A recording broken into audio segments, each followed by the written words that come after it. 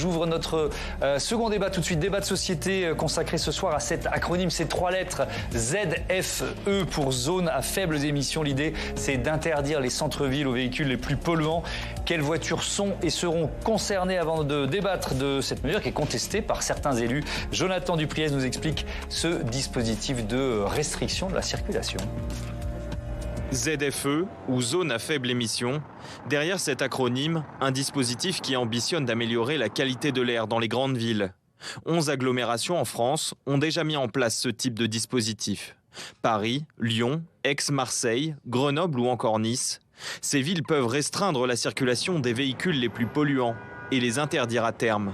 D'ici à 2025, la France comptera 43 ZFE dans des agglomérations de plus de 150 000 habitants. Une fois la ZFE créée, les collectivités territoriales décident du périmètre et des dérogations possibles, mais doivent respecter un calendrier progressif.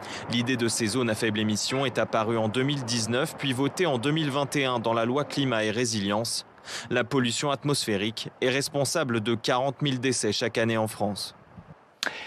Les zones à faibles émissions, voilà le thème de notre débat avec Mireille Chirolleux-Assouline. Bonsoir, bienvenue. Bonsoir. Vous êtes économiste spécialiste de l'environnement, professeur à la Paris School of Economics et à l'Université Paris-Panthéon-Sorbonne. J'accueille Guillaume Gontard, bonsoir, bienvenue bonsoir. À vous. Vous êtes sénateur de l'Isère, président du groupe écologiste au Sénat. Fabrice Godefroy, bonsoir. Bienvenue à vous, expert mobilité environnement à l'association 40 millions d'automobilistes.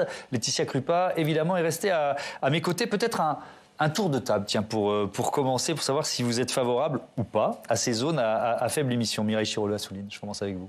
Les zones à faible émission sont un instrument absolument indispensable. Quand on voit le niveau de la pollution atmosphérique dans les villes en France et le fait que la France a été sanctionnée à plusieurs reprises par l'Europe, puis par le Conseil d'État, parce qu'elle met la santé des habitants des villes en danger en laissant cette pollution à un tel niveau, les zones à faible émission sont un moyen de limiter la circulation des véhicules les plus polluants.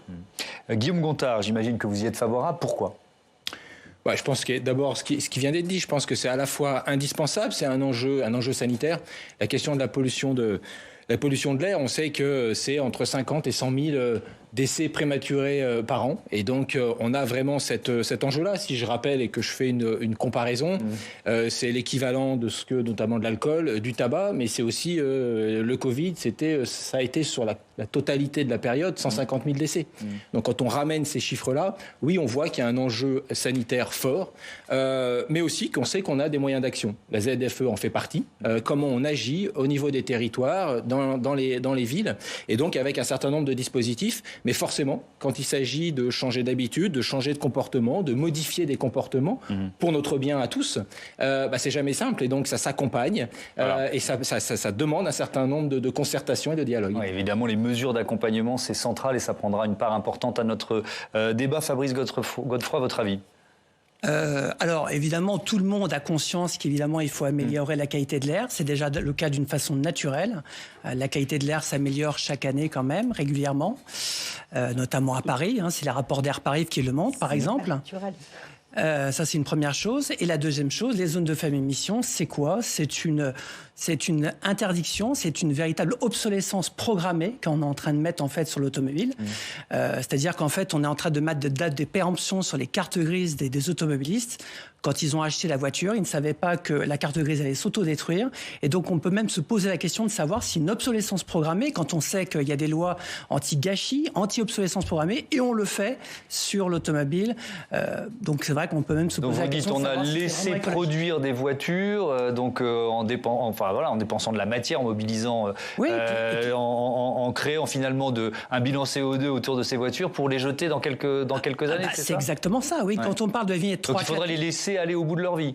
En fait, on a un contrôle technique qui a été renforcé sur la pollution en 2019. Donc déjà, les véhicules les plus polluants sont sortis par le contrôle technique. D'ailleurs, on devait avoir un contrôle technique renforcé sur les oxydes d'azote qui n'est pas encore arrivé. Donc ça, c'est vraiment quelque chose à traiter pour effectivement éliminer du parc roulant les véhicules les plus polluants. Mais en ce qui concerne les véhicules, évidemment, le parc roulant doit se renouveler d'une façon naturelle. On a déjà un cap qui a été fixé par l'Europe, de la fin du moteur thermique en 2035. Tous les constructeurs sont en train de se mobiliser justement pour pour électrifier les véhicules et avoir des véhicules de moins en moins polluants.